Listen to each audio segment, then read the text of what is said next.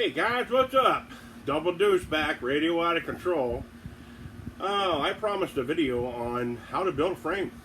So, how I do my chassis, you know, it's kind of easy, but it's time consuming in a way. It can get pretty intricate to keep them level and symmetrical. So you're going to see here, we got the Chuan Qi V12 V8 here in the Hemi dress fashion, and I'm trying to fit it in this frame right here that I made. So we're going to go over the frame, how I fit it to the body, and what I'm doing here. I didn't want to take my engine off the plate because I still like firing it up, and I use this a lot. So grab your favorite smoke, beverage, popcorn, whatever you want to do, and let's go over some photos of what I did and some things I ran into. So sometimes you just can't put one thing in another and have it fall right in. So anyways guys, here we go. Okay, we're back. Now, I've got this kind of like set, you know, between the frame rails and yada yada yada blah blah blah. So what I'm trying to do is figure out if I'm going to use the headers down or the headers fender well style. I may have to use these fender well style. So, because the mounts on the engine are buried behind the headers, so it's kind of a snafu there. You know, you want it to be scale. You know what I mean? You don't want to have this gigantic plate underneath your engine. It'd be easy. I could do that, but it would hide a lot of, I want to say, finesse. You know, when I build a chassis, I like to make it where, hey, even if a NASCAR guy looked at it, you know, he would say, hey, that's okay. You know what I mean? It's not perfect, but it's okay. Because a long time ago, we used to build our own chassis, and it was not easy, you know, especially on a big scale. This here is a walk in the park, but you need a super flat surface. I used my frame machine at work because it's perfectly flat, perfectly level, and you know, I cut and trimmed everything, and I started off with one 6-foot piece of 3/4 inch tubing, and then I'm going to show you the pictures here. What I did, I cut it in half, then I notched them, and then I started folding my angles up, down, around, you know. That way I have a front chassis section here, like so, that comes up and bends, and then I have the rear back here that is a kind of a box style, and it has the let me turn that camera around just a little bit for you guys, and it has the rear wheel wells, as you can see, and it has the frame extensions. Now, anybody who is familiar with the GM frames, they're built pretty heavy in the center, and you know, up front they get lighter, and in the rear they get really light, because back there it's just basically hanging onto the body, and it's mounted off the sides here with little extensions that are welded on here that mount to the floor of the car. And so, long story short, I've been trying to figure out how this engine's going to set in here, and how I'm going to mount it. So I test fit the body on the frame, and the engine needs to come up at least another probably 2 inches. So I'm looking here I got about an inch down here to the mounting points of the block, so 1.5 inches. That would give me a good 1.5 inches up if I ran tethers from the side straight in and mounted it to the engine block. Or I could come up with an engine plate on the front. The problem we have is the headers are in the way, the starter motor's in the way, and you know, if you want to service this thing, you're going to have to pull the engine, you know, and service it that way. Actually, these headers look pretty cool like that, but if I do the fender wells, they're going to come out here and run down both sides, you know. And you'll see when I test this frame on the body what I'm talking about. Right now I want to show you guys the pictures of what I took when I was rough cutting my metal on the frame machine, and then after those pictures we'll come back and I'll show you the frame underneath the 55 Chevy. So stay tuned, man. Have a smoke, sip of your drink, grab a handful of popcorn, whatever you want to do, and hang on. I'll be right back.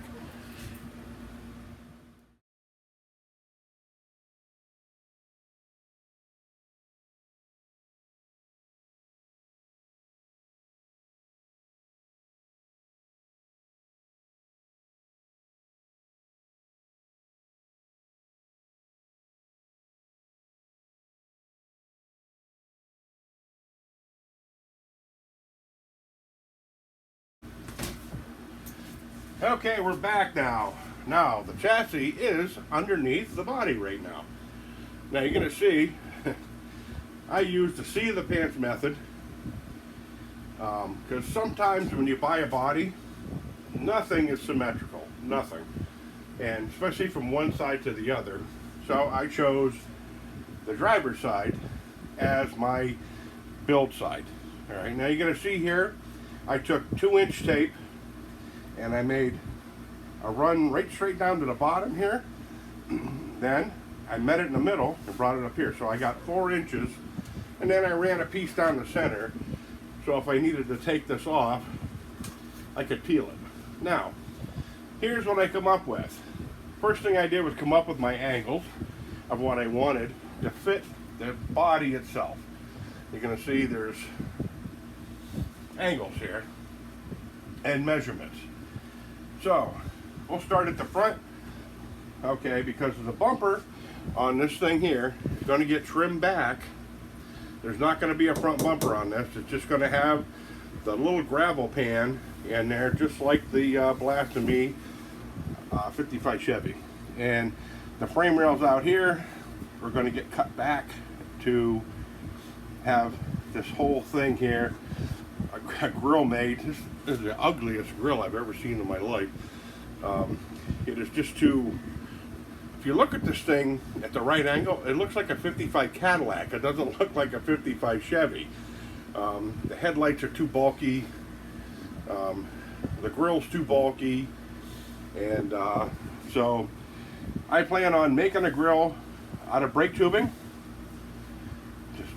Just circle it up, and the slats in here I will make out of 3/16 brake tubing, and then I will just cut little grooves in here to make the Ferrari style grill that the 55 Chevys had, and place it in from the back and tack weld it on the ends. At the same time, on the back side of this thing here, I'm going to make a loop that comes down and attaches to the frame with a hinge. Then I'm going to cut this thing right at the door, up across the cowl, right across the hood, down to the door on the other side. That way the front end will tilt. But I don't want to cut it yet until I get all of the hinges made and attached to the frame. So I started off with 12 inches, and it comes down to 3.5 inches down here, and just before the cowl door area here, I turned it. So now it's 16 3/4 inches to the back here. Now, being this frame is going to set in a little bit, when you look inside a rear wheel housing of a car, you always see the frame in there behind the tire. So I kind of wanted that to be accurate, you know, that we could see it through the, because I'm going to cut these out big time. Just like the 2-lane blacktop and Blast Me 55 Chevy. Throw some slicks on there. Straight axle on the front. So 3.5, 3.5, 3, and then 9 to the back bumper. So let's look underneath it now. Now you see, that's the frame right there. I notched out the bumper to set the frame in here to center it. That's where it's going to set. Now, if I want some wider tires on the back here, I'm going to have to tub this thing. But I don't know quite yet what axle I'm using. I wish the RC 4-wheel drive would still sell them 5th scale Yoda axles, because they look exactly like a Ford 9-inch. You know, they have the same housing and everything on them. I love them. So, anyways, so I tack welded this whole frame all together, fitted it to the body. Now we'll go from there. Now this cross member here will probably get cut in half, but I needed it for the stabilization of the frame.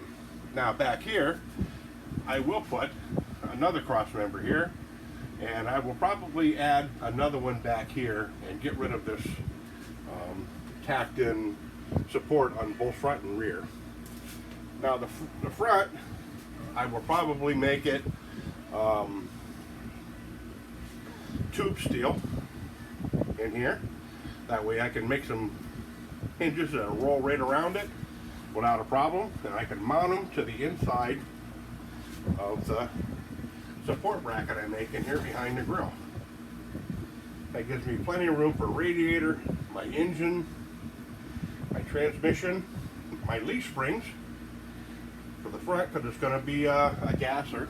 And on the back, depends on what rear end I use.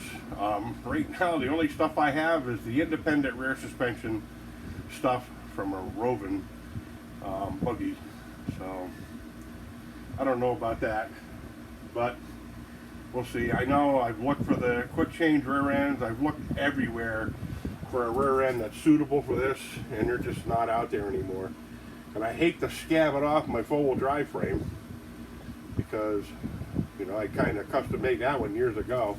That's when I got the V12 in. So anyways, guys, this is how it all starts.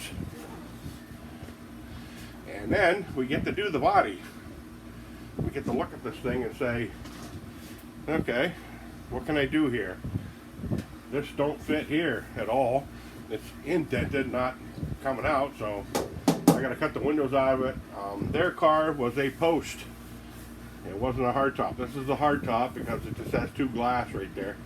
The post comes down with a door frame and a quarter frame. So between that and the alterations of the grill, the body I'm not afraid to do. It's the mounting it to the chassis and getting the engine on there. Then I have to test drive the chassis. So anyways, guys, that's all I got today for you. Like, share, subscribe if you want. Tell your friends. Love to all, and I will catch you later, man. Adios.